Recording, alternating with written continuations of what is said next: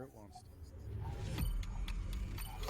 Get out the insurance cards, get out the copays. The office is open, my friends. Brought to you by drroto.com.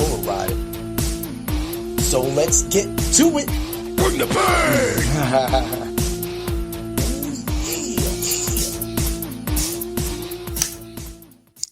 What's up, everybody? It's Heat Override, and I'm ready to bring the pain for you and Dr. Roto this week. The Fight Club of Pain is open. 2-week layoff, 1 week layoff, whatever way you want to look at it. Dan, how you doing, buddy? Oh, man, I'm tired like always, but I'm ready for this.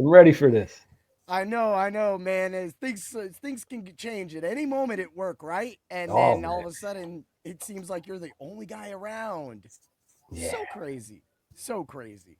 But everybody that's new to the Fight Club of Pain, of course, what we talk about is the UFC only. It's just what we do. We focus on four fights that luckily didn't have any shenanigans. One of them did, but that's okay. We'll stick to that because those were the four fights that we have been looking at the longest. And what sucks is that I wasted a lot of time, at least over the past 2 weeks, looking at some of these soup cans. And now they're not even fighting because their visas didn't work or whatnot, man. Yeah. Dang, bro. You know. Yeah, I'm tired of these lame UFC cards that they're just. I feel like they should pay me to watch these fights sometimes. As long as they throw it in with the Disney package, we're good. We're good. Yeah. Right? Yeah. If I had to pay $20 to do this, I don't know. You would have to pay me. And anyway, we mentioned them so much that ESPN's honestly sponsored the Fight Club of Pain because we have a cooler name than any other podcast out there that covers the UFC. Nobody is called themselves the Fight Club of Pain. Because we bring the pain. Oh yeah. Y'all walked it. But why we want to talk about before we get into the bets, before we get into the fights, and before, of course, we do our DFS picks at the end of the show. I'll do my lineup. Dan does a live lineup unless he's got it ready already. And that's okay. We'll do it live anyway. We'll just throw something together because that's the fun of it. That's the fun of what we're doing. And so many of these fights can go either way. And now that some of the fights have changed, like some have become one-sided, some have actually became a little more even. And so that actually happened in one of the fights. So that's the cool thing to do. And that's one of the one of the fights we're covering. So that being said, what I want to say and what I've been talking about and what I've noticed since taking over in doing the Fight Club of Pain with Dan and everybody else in the club that weighs in and gives their messages and doesn't come on the live show. I'm calling all y'all out. Y'all have to come on. I'm talking about Jonathan, anybody, all y'all. I mean, Jonathan was on the one time, so at least Jonathan came on. But we got to get more of y'all into this, more of it. So anyway, before they all get here, because that'll just be a wild time, there could be like 8 of us in this room, right? I want to talk about how the sites are behind on DFS for UFC. Now, we talked about that briefly for our NFL show a couple weeks ago with Ed. And, what did you take from that, Dan? I don't know, man. The sites are a little iffy sometimes. So what is going on is as of today, FanDuel released their numbers. DraftKings had theirs out. Now, FanDuel, of course, the money lines were out. The money lines didn't come out to earlier in the week. The DFS lineups didn't go live till yesterday late. So, like, literally, when I joined the DFS slate, it was like 26 people. Now, FanDuel or DraftKings has had theirs out a couple days earlier. But what has happened is, and I know that they're not all that behind the times, so before I start rapping you out, FanDuel and DraftKings, I noticed that you guys aren't releasing your lineups till later in the week, especially you, FanDuel. You are waiting a while, and it's for reasons like this. With all of the fights canceled because of what happened, and then people filling in. I mean, people like, of course, now we have Billy Ray Goff fighting Ramirez Brahimaj, right? So now, and those two guys were supposed to fight. So, that was one of the picks. And then you have Trevin Giles now fighting Gustafson, and which a lot of people still feel up and down about that. You have, as of yesterday, Michael Aswell is facing Balaji Oki now. And it's just totally thrown off. So I'm not going to say that it kind of, the way that these fights happened and canceled all the way up until yesterday, I can't blame them for waiting. But at the same time, let's get some numbers out there. Let's get some ideas. Let's get some feels. We already caught FanDuel already canceling a contest on Friday. So when we say that you guys are behind in times, you're behind in times and you're scared shitless. All the DFS sites are scared shitless because they can't, and most of these guys aren't real fighters. They're not people that are active in the ring. And if they are, I'm proud of you. But at the same time, yes, I'm on a soapbox right now before we get into it. But if you're what makes UFC DFS more unique than NFL DFS, MLB DFS, NHL DFS, and NBA DFS is the fact that at any one moment, a fight can change. Any one moment, a stoppage can happen. We talk about this, but this is a vital thing that's being overlooked in the DFS sports. Dan, I know you know a little bit about that. What's up with the fight theory, like compared towards football? Like, what do you think is the difference? Like, if you're going to put your money down on something, what would you do? I would, truthfully, with the UFC, I'd do my homework, man. You have to actually know these fighters and know where they're coming from, or watch us. One of the two. Watch us and get some pointers. But you actually have to know what's going on because like you said, any fight can stop at any time. Anytime. Yeah. 1 second someone could be winning, the next second they're out cold. Exactly what happened this weekend, unfortunately, to my daughter. It just was one of those moments, and we're fighters and we're point fighters.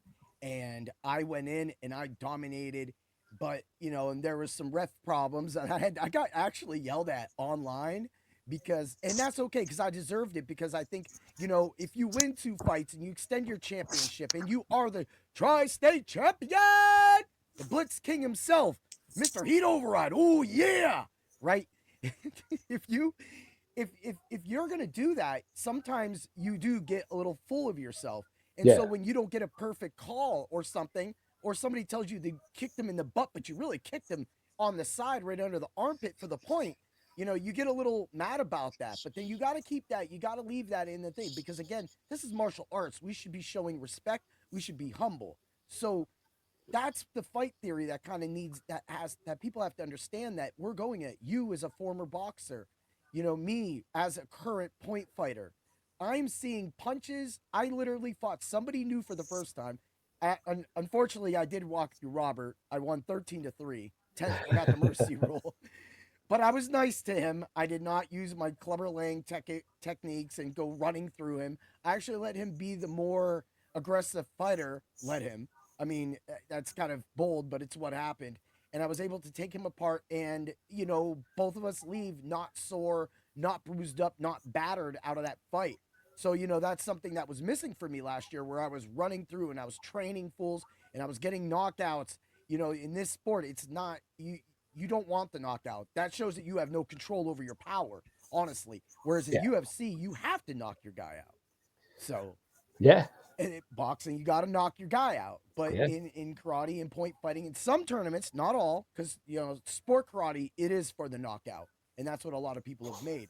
So that's the comparison, and that's the expertise that Dan was talking about that brings it. But, a lot of these sites don't have people like us, and that's what's taking over. And as we started this whole thing and getting in before everybody out of here and start getting into the numbers, that is why they're all behind. That is why they're scared of people like us. Since we took over, FanDuel used to drop their stuff earlier in the week, Mondays, and I'm not just blaming this week. It's every week now, FanDuel. I got you. It's okay. I understand. You still love us and you still love our money, but we love winning on your site. Yeah, right? So, with that being said, we get it. We understand. But I'm gonna say Dan and I get a little pat on the back, because I'm pretty sure the UFC sheriffs have changed the whole landscape. And that is how you bring the pain to the sport books and the competition. Okay, let's get to it. Let's get crazy. Let's get wild. And let's talk some fight theory, Dan. I know you're ready. Sorry for that opening. No worries. I thought I just wanted to get that out and get it in. All right. We have Jeffel Filho versus Alan Nascimento. Tell me what you saw. Yes. Philo, or however you pronounce his name. He has a Philo. lot. He has a lot of momentum right now. He has back-to-back first-round submission wins in his last two fights. Yep. Uh, he has beautiful and slick wrestling and a very high-level BJJ, man. Mm-hmm. He has potential and he knows how to finish fights. He's 4-1 in his last 5. And Nascimento needs to watch out for that left hook because he has a mean left hook. Yes, he does. You're correct. And Nascimento hasn't fought in 2 years, though. No, he has not. He's taken some time off. It's Yeah. because this fight was actually scheduled about a year ago, and even then he was about a year and a half or so out. Don't quote us to it, people. I take punches every week, right? Yeah. So yeah, he took some time off, and now this sticks it. But even then, Philho was probably going to be the favorite then. I mean, right now he's right there. He's actually the underdog. But I don't mind him being the underdog because this is a close fight. But go on, man. He hasn't fought in 2 years. I mean, he's also a skilled grappler, and he has a great fight IQ. He likes to fight out of his guard on his back, man, and he could scramble with the best in the division. What I saw from Philo is this is just wrestler versus wrestler right now. Like it's BJJ, really it's BJJ. It's grappling right now, and that's all it is. So you think this? Here's the funny thing, man. I don't think it's going to be a hug fest, though. You don't think so? I mean, because Nascimento is famous for humping. Marches women in the ring, actually. In the octagon, this man latches onto you, and he's like freaking glue, man. He's not getting off of you. Yeah, he's like having you don't want him to get off. He's like having a spider monkey on your back. Yeah. You just don't want him there. So I'm gonna agree with you on that too, as well too. Is that I think Philho is the more active of the two fighters. I think he has the better hands of the two, because of that, I love the Philho side of this. So for me, when you see all that and you see the more activity, I mean, I will say Nascimento does try to use his sweeps a lot. He does. Yeah. So that's good. And of course, but those sweeps are just so he can try to wrestle you down and get the BJJ going. But I think you could be right. They both could be scared to get down on the ground, or not scared, but just don't want to go that tactic. This could stand up for a little while until one of them figures out that they might be losing, and then they're going to go for that BJJ. Do you see a finish in this, or do you see it go in decision? I do not see a finish. I see Philho winning by decision. And I got Philho winning too, and I do have the decision. Decision is the actual method that we're going to go with this. However, on the Fight Club of Pain, I was already looking at some things. So before I go a little bit on, I do want to say that what I don't like about Nascimento, and this is what leads to Humpomania, is his takedown defense is 16%. Yeah. He does his average is at least 1.5 a fight, but overall, man, his accuracy sucks too, which will play into Philho's defense, which is at 55%. So therefore, I mean, he's a little his strikes are a little up, but Philho doesn't absorb that much. So that's going to come down. I think they're going to be that. I like what you're saying, but I'm going to say I don't mind the Philho second round knockout. Wow. Plus 1,600. Plus 1,600. If you want to CYA, that's a 1-2 is a plus 600. A 2-3 is a plus 1,000. And knockout period between either fighter, even though they're both BJJ guys, is a plus 330. I don't mind that, I know. But don't think I ain't thinking about Nascimento. Second and third round is plus 1,000. But you're easily playing the over 2.5 in the distance with your money lines on this pick. Oh, man, I love it. Dude. So, I mean, that's actually the most even fight that we actually have, because now we're not going to get more uneven than Billy Ray Goff calling Billy Ray Goff, right? Versus Ramiz Brahimaj. Woo, Dan. Oh man, Billy Ray Goff, man, he lost his last fight. It was a hard-fought contest, man, against Trey Waters. Yep. I thought he won 2 rounds, but he didn't. It's like when you're in the heat of the moment, you're like, yeah, and then you're like, wait a minute. Then you watch it back, and you're like, okay, Yeah. I see it now. He has a great gas tank, has relentless pressure, and he's very durable. Man, he has a very high striking output, and he has an aggressive style. Plus, he has a 100% takedown defense. Yeah. Woo. Go on, man. Keep And Brahmas, he just got his first UFC win by knocking out Mickey Gall, a couple months ago. He has the superior grappling in this. We both know that. Yep. He's getting better with his stand up, but it's nothing great. Nope.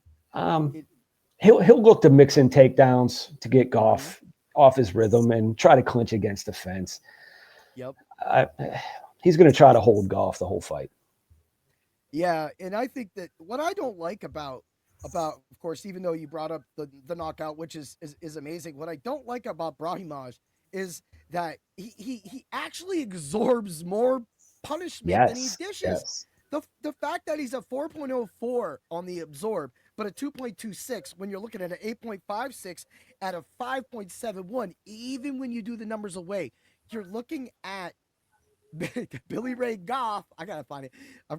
BRG, right? We're looking at him at least landing 2 extra punches per minute. Are those punches going to be the knockout punches, man? How do you see this fight going down? Is it going to go the distance? My prediction, I think Goff's going to turn it on because he has the better gas tank. I think he's going to turn it on and TKO him in the 3rd round. Woo-wee! All right. Now that's what I like to hear because we already know that I've already got – okay, they're trying to tell me I got my location restrictions going again. But so what I do have is Goff in the 2nd and 3rd round is a plus 320. And so that right there I already have from the go. And then I also have, you don't think that I don't play out, right? So even on the side, I got Brahimaj. I have the knockout for the total fight is a plus 110 for both fighters. That being said, of course, I've already thought about something else on this fight. And you said you get the knockout fight, right? You said 3rd round knockout, right? 3rd round TKO, yeah. Okay, let's go right to it.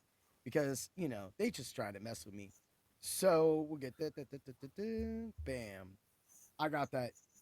I can't believe I don't have that though. Because I think I played that. 3rd round TKO by decision, method of round. Dude. Oh man. You guys to be kidding me. It's a plus 1,000. It's a plus 1,000. People get that plus 1,000. That's what it's about right there. So we both have Goff. I know that. And like I said, so the plus 1,000. Can't believe I didn't have that one. I went for those combo rounds because the combo rounds, his Goff's 1st and 2nd is a 200, and the 2nd and 3rd is a 370 now. Man, that went up 50. That went up 50. So I'm definitely taking it now. That went up like that. So for me, I'm gonna say it too. Goff is highly active. We've explained that. He's got great defense, but what I did like about this is that both these fighters had their fighters, cancel. And then they got together to make this fight happen. So at least both fighters have a chance in this fight because they kind of both had a camp going into this. This isn't going to be something like what you saw, like what's going on with Gustafsson and Giles. Even though some people think that Giles is probably the better fighter, Gustafsson's going to run through him. He's literally going to run through him. So I definitely have some knockout props on Gustafsson because, when you look at the land scene and what happened to this card and all these scribbles I had to make right there, that changed the entire landscape. So for me, if you're going to make money this week, you're going to find the money here. And that's why we picked these 4 fights is there is money to be made on these 4 fights. There is so many different angles you could go at them. Because even though we had the 2 BJJs with Filho and Nascimento, Now we have the striker in Goff with a little more on the wrestler side with Brahimajah. Brahim, I've been good. Brahimajah. Never mind. Brahimajah. Right? Okay. That's to me, that gives it. So let's get to another one. Let's get to the co-main event. Let's get to Matthäus Gamrot versus Ludwig Klein. Talk to us, Stan. All right, Gamrot, man, he's an elite wrestler. He has a great pace, and he has the cardio to match, man. He is awkward yet effective striking. Like, he's so awkward when he comes in. He sets up his takedowns and clinches with that awkwardness. But he has been dropped or wobbled in several fights, in several of his last fights. Klein, he's on a 4-fight winning streak, man. He hasn't faced any top-ranked fighters, though. He's a powerful. No, you're right. He's a powerful striker. Great great takedown defense. Mm-hmm. He's smart, technical, and he's quick on his feet. This is the classic wrestler versus striker match, man. I love it. I love the way this says it because we know the main event's going to be fun. But, so here we go. We got Gamrot, right? Again, awesome wrestler. So really, if you want to do, and I do think he's going to do this, if you can find this line, takedowns +1, right? You want to play Gamrot, takedowns. I do think that he will be able to take down Klein, but Klein is actually really good with his defense. As I pull that up right now, that to me with Klein's, like, he's the kind of guy that he battles out of the clinch. Instead of clinching and trying to get out of the takedown, he kind of hits his way out of that. So for me, I mean, he's got a 91 overall, but so does Gamrot. So it almost feels like if either one of them cannot take the other one down, Gamrot's at a serious disadvantage. But I do still feel that he's going to get that takedown. He's got the experience. He's been in the ring with better people. I mean, you could even say Ludwig Klein is kind of like Rafael Fiziev in this way. And we know that, Fiziev unfortunately got injured in that fight with Gamrot, but Fiziev was lighting him up as well, too.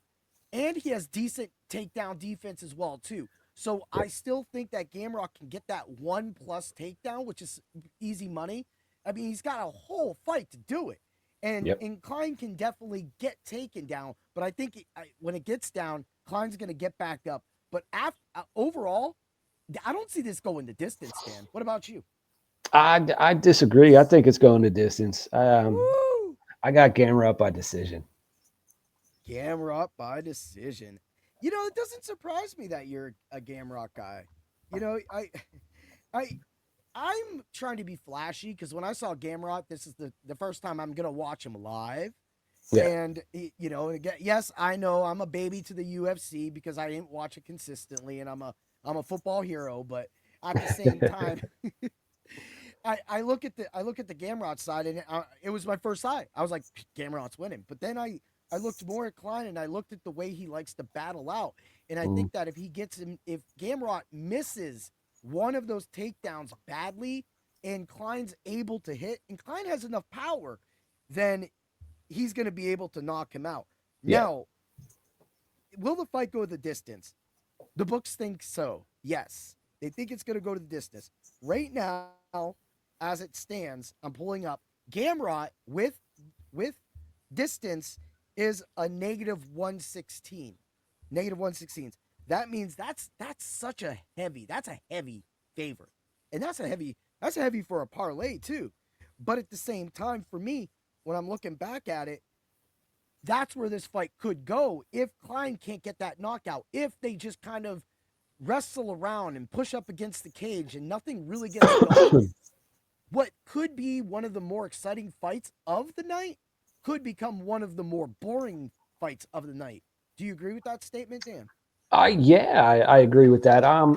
Gamrot's not. He never puts on a boring fight though, man. Even though he wrestles a lot, he's always busy and he's always trying to get past your defense and he's always trying to progress. So Do you think his chin is questionable at this point? Oh yeah, he gets wobbled. He gets wobbled in every fight that he's in. But I think he has the cardio to withstand that. And, you know, I'll agree with that cardio too. Again, being in the ring with some of the best of them in his division, lightweight, of course, he knows how to, he's already conditioned to go 3 rounds.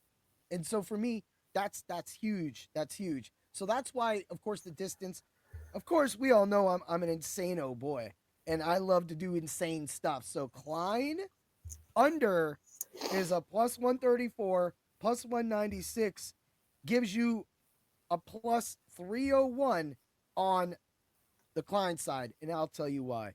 I do think Gamrot is going to get caught in this one. And what's really going to work for Klein is now you do want to you do want to cover yourself with the overs. Of course, I already have the bets in both fighters. We're all gonna win some money with both of those lineups, right? And that's how it's gonna go. But right now, Klein knockout alone is a plus 430. And Klein, the under now being his second and third round knockout is a 900. So I don't know if he can get the first round knockout. I mean, it's lucky if you get a 1 and a 2, which is kind of crazy because his single knockout is a 430, but his 1 and a 2 is a 600. So you're almost baited into taking the combination rounds. Haha, caught you, FanDuel. That's what I do. They hate me. They hate me. So I mean, literally, you could buy 2 rounds for more than the knockout itself, right? So, but if we were to go, that's just regular knockout the whole fight, though. Okay, we're not guessing anything. I get why it's a little different, but if we were to go, of course, if I was going to go knockout and round, I always like the second round. I'm going to go second round, so I'm going to go Klein knockout second round plus 1,500 again. Big money. That's what we want to do. We want to bring out the big numbers for all of you. But I'm taking Klein. That's my guy. That's what we're doing. And hey, I mean, we've been together this whole way. We gotta have a little separation. So we'll get to more separation. Why not, Dan? Let's get to the main event. Whew. In this corner, we got Aaron Blanchfield, the number 4 ranked flyweight women's fighting champions of nothing yet. You got to get there, Blanchfield. And we got Macy Barber, the number 5 ranked flyweight. This girl throws bombs. Dan, let's talk about it. All right. Well, I'll start with Blanchfield, man. She's physical and a determined wrestler, which I mean determined because she keeps shooting no matter what. She is determined to get that takedown. It's an addiction, yeah. She has an iron chin. She really does. She gets caught by almost everyone she fights, and she's never been finished. But with that being said, she's not a great striker. She is decent boxing, but she's not a great striker. She is 7-1 in the UFC since 2021, though. She's a dangerous submission specialist, and she'll look to clinch and try to get this to the ground as fast as she can. I agree with that, man. And Macy Barber. All right. Macy Barber. She's violent. She is the female Justin Gaethje. Okay. I agree with that. Go on, brother. All right. She loves to push a fast pace. She's a quick starter. She has a good chin, and she wants to keep it standing because all she does is cause constant pressure. Right. She never takes a step back, and she blitzes with reckless abandon. Sounds familiar. Yeah, she blitzes with reckless abandon. She's also 9-2 in the UFC on a 6-fight winning streak. Woo. Dude, you couldn't have nailed that any better. Again, you have so both fighters are definitely well-rounded, but we're given the striking is clearly Barber. Dude, she pushes on the cage and she throws bombs. Dude, and it's insane. And that's what you want to see. Again, that's why you made the comparison to the highlight. Yeah. And And then Blanchfield, she has a sick, chaotic desire to wrap your damn arm up. When I was doing all of the fight, watching so many of her fights, I couldn't believe some of the shit she pulled off. And then Yeah. after a while, I was getting used to it, and I was like, wait a minute. Oh, there, there it is. Tap. And I'm just like, holy crap, dude. Yeah. Like she goes for the cross top position. Of course, we The crucifix. She always goes for the crucifix. Yeah. Let's get that UFC lingo right. Heat override. Yeah. Right. and for all the people that don't know what that means, that's why you come to the Fight Club of Pain every single week, to get your juice of facts. Yeah. Right. So she got it. So again, if she gets down, if she gets Barber down, I don't know if Barber will be able to defend off those submissions. And I know that, when you look at it, Barber can scramble though. She's good at getting up off her back. She is. And I mean, she does have a 53 takedown accuracy, or not accuracy, defense, for a reason, and her accuracy isn't bad either, which is actually kind of crazy because Blanchfield's accuracy is worse, but that's only because we all know that, there's less attempts.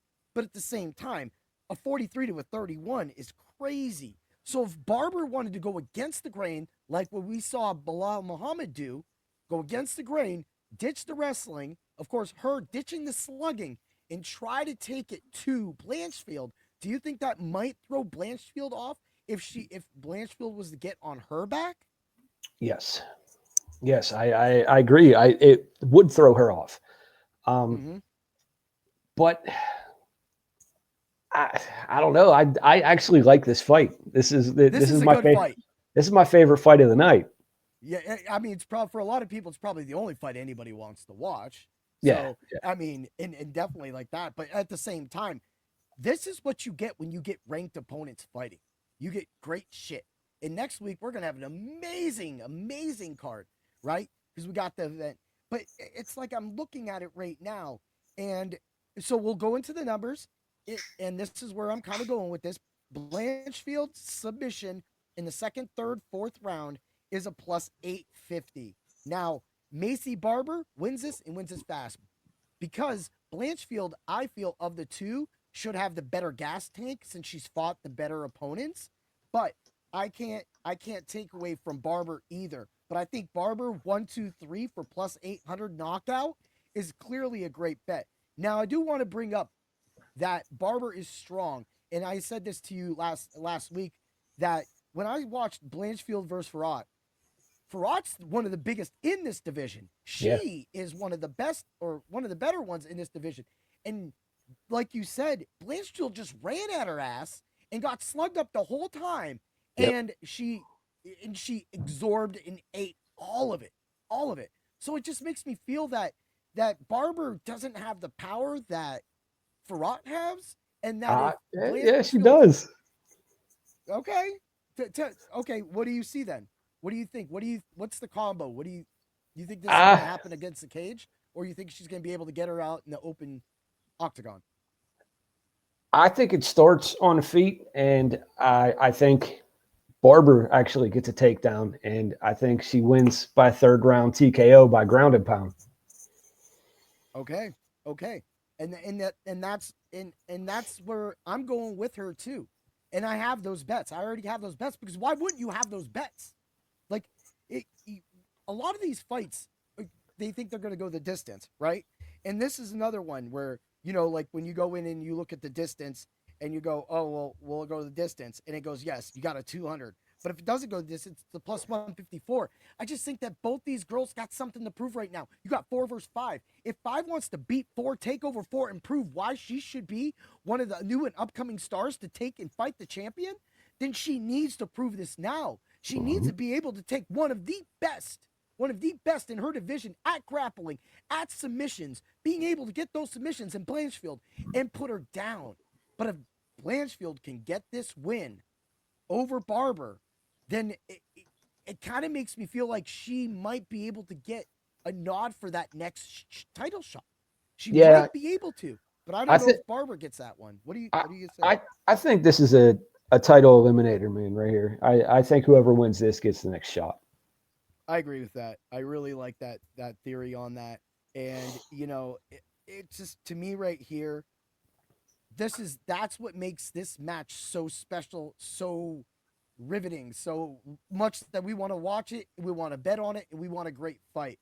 So who do you got winning? I got Macy Barber winning by third round TKO. Third round TKO, and we're gonna go for that. Ooh, that's gonna be nice. That's gonna be real nice, dude. These Aaron Blanchfield knockout props for rounds, holy moly! One's a 7,500. It's because she has no power. I know. All right, Macy Barber, round 3 plus 2,900. Oh man, you remember a few weeks ago, Dan? We hit them 20. I was working hard to find a 2,000. You found it. You found it. It's right there. And I'm going to be a degenerate. I'm going to go up and say Blanchfield third round knockout, right? Plus 6,000. Plus 6,000. I can't. I gotta put something on that, man. Because even a quarter. Like right now, a quarter wins $15. So just throw $1 down. Throw $5 down on. No, just throw $1 because $1 is going to win you $61. So on FanDuel. So just do that. But cover yourself with the Macy Barber third round knockout. Got that at plus 2,900 right there. And you'll, of course, the Macy Barber 1, 2, 3 plus 800. That's the way I like it. Also, you're going to want to run it back with if you think that it's Barber's going to win and it's going to go under. Fight goes the distance 154. No, that together as a parlay is a plus 382. Macy Barber, no distance. Both winners in my book. So I'm going to be taking that as well, too. Of course, I'm picking Aaron Blanchfield. I think if she gets her down, the sub's going to be crazy. And that's the more likely finish that may happen unless Blanchfield gets finished and knocked out at the same time. I think she can go the distance. And I think that's the sub's going to happen. So for me, Blanchfield, third, fourth round sub. Those are my hard rounds right there. Is 1,400 on the odds. And let's go see. Let's go see because I'll go single round with you. And because I already did the knockout. So I'm going to go Blanchfield submission round 3 plus 2,400. There we go. 2,400 for submission for Blanchfield. I love it, man. I think it's going to be a great fight. And I think that there's a lot of ways we can make money off of this fight. Whereas like last week or 2 weeks ago, there wasn't really a lot of money to make off of that. And then having, of course, what happened on the DFS side with the fight being canceled minutes before it happened, that was just a killer. So for me, again, that's why we played a sport. That's what, it's for the fun of it. And that's what I was trying to get at earlier is that's what makes UFC so much different. The knockouts, the more fun to watch it, the more thrilling. And you're over. You're not watching a whole game where your guy gets a touchdown and then doesn't get the ball the rest of the game. And you go from first place to 1,000th in the first place. That's what we got, man. So out of anything, I think those are all your bold calls, right, Dan? Yeah. I think that you can't get more bolder than a 2,900. And I do hope we hit that too this week because it would just be fun to actually have that go down. Now, let me throw this in here. Kurt Hollabaugh, second to third round knockout plus 1,200.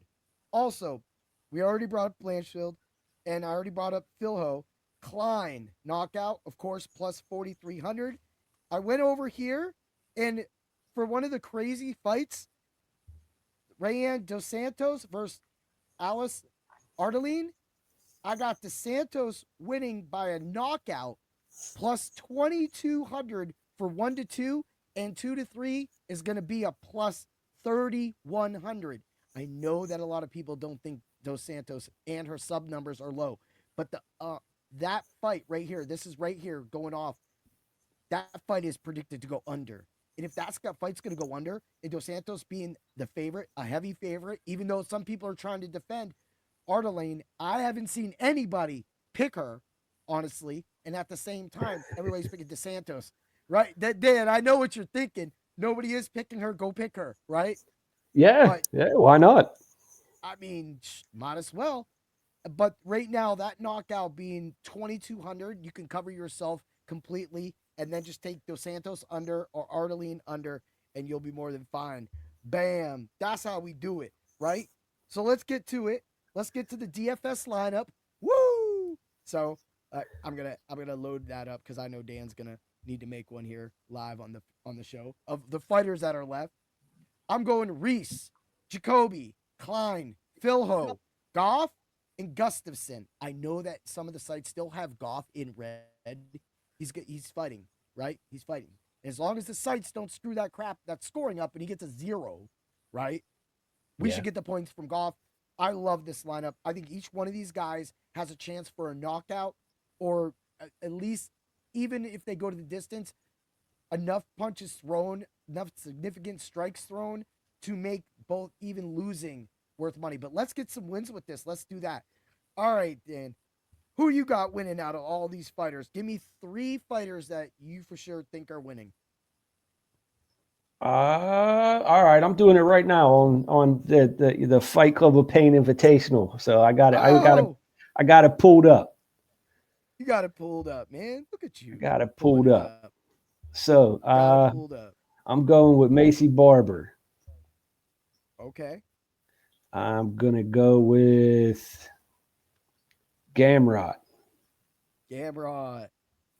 I am gonna He's go have money, with people. Gonna have money. even though I wanted Goff to win, I'm gonna go with Brahamish. Bromwich. Yeah. I can't believe I was killing his name. I'm gonna go with Macy Chiasson. Okay. You're going double Macy. I Yeah. know why. I mean, it's my daughter's name, man. I know. Let's see, how much do I got left? I'm gonna go with Dos Santos, Okay. and I got one fighter left. Let's see. You got a lot of money left too, but I I like where you're do. going. I do. I'm gonna go with Reese. All right, there we go. So we have Chassion, Barber, Rahimaj. Got it right finally. Yeah. Gamrot, Dos Santos, and Reese. I love it, man. I think that's a great lineup. And I the lineup that I have, it definitely can. I try to steer away from some of the girl fights, but I think sometimes that people can underestimate the girl fights. Like you can get 100 points, and these girls do get 100 points. Like just like Chasson, the last fight 101, previous fight 11, 111, 43, 106, right? And then you're looking at that right there. She's scoring 100. Of course, the wins were all there. She got the knockout in the third round. She got the knockout in the second round to help some of that. And even in the decision that she got 100 points, she was active enough with 32 strikes, and she had a minute and 18. Wait, nope, I got that wrong. 7 minutes and 34 seconds. That was the fight below it of control time. So therefore, she's definitely got everything to do that right there. That fight, I actually wanted to. I stayed away because it was really hard to pick him, even though like Chasson is really big for this division because of how wide she is, and she has a problems of always making weight. But at the same time, Ketlin Vieira, you don't see any 100 points, and she's the favorite most likely. Well, I know she is. She is the favorite at a negative. No, not anymore. She has a negative 102. All the money is flipped to Chasson at negative 125. So that fight flipped completely because Chasson was a plus 100 and Ketlin was a negative 136.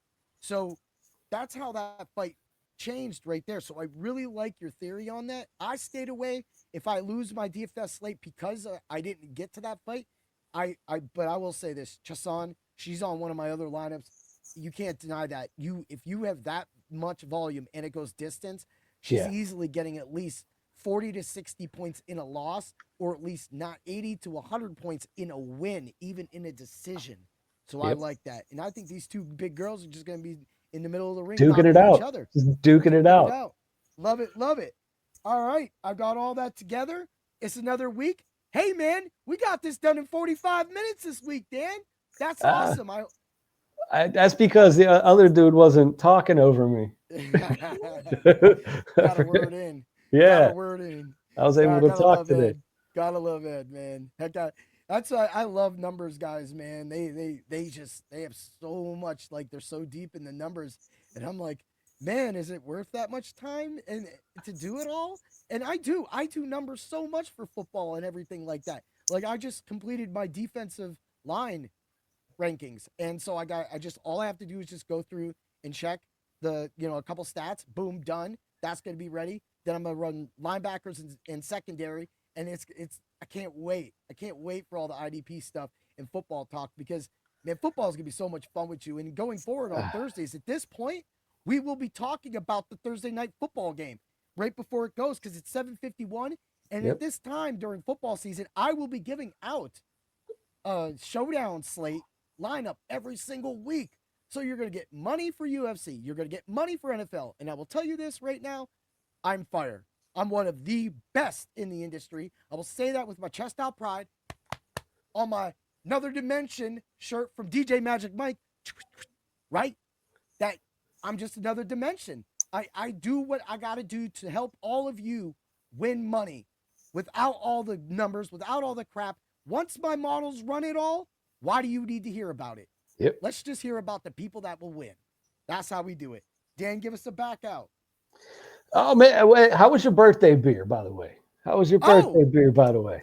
Sorbetto. I loved it. I loved that beer. It was crazy. It was a sour ale. And it had like white chocolate, birthday cake, black raspberry, boysenberry, kino berry, whatever berry was in it. This thing poured like a thick prune juice. It bubbled. It freaking bubbled. I was like a moat. It said, the moats and they get the little bubbles popping out. This thing had bubbles. I was like, whoa. And it was so good, and I loved it. I would drink that beer. The name of the ale actually is Sorbetto. I forget who makes it, but it was a brewery. It was a craft. So it was amazing. So if you get your hands on Sorbetto, get it. And I am going shopping for you tomorrow. I cannot wait to see what Voodoo in Erie, Pennsylvania has for you, because I know there's a whole bunch of it. And I can't wait to have some myself, brother, man. That was great. So I want to thank you for that. That was no problem. Pick. I mean, I got to say, I have a lot of crazy freaking beers, and you know that, but that was probably one of the most unique things I've ever tasted, and I loved it. It was birthday cake one. It was birthday cake. Yeah, get the birthday cake. It was thick like the birthday cake. It was thick going down. Yeah. All right, everybody. Thank you again for coming on the Fight Club of Pain, Dan, and bring the pain and everything like that. Have a great day, Dan. All right, brother. And always remember to bring the pain. Get to Dr. Roto, use code word DOC, and always remember that the Subs Only Discord is open, and we will win you money. We're going to go win money tonight. Get there right now, and you will have it. Yeah. Thanks for stopping by the office. Get your fantasy prescription by subscribing to the channel and checking out drroto.com. Until the next visit, be well and take care.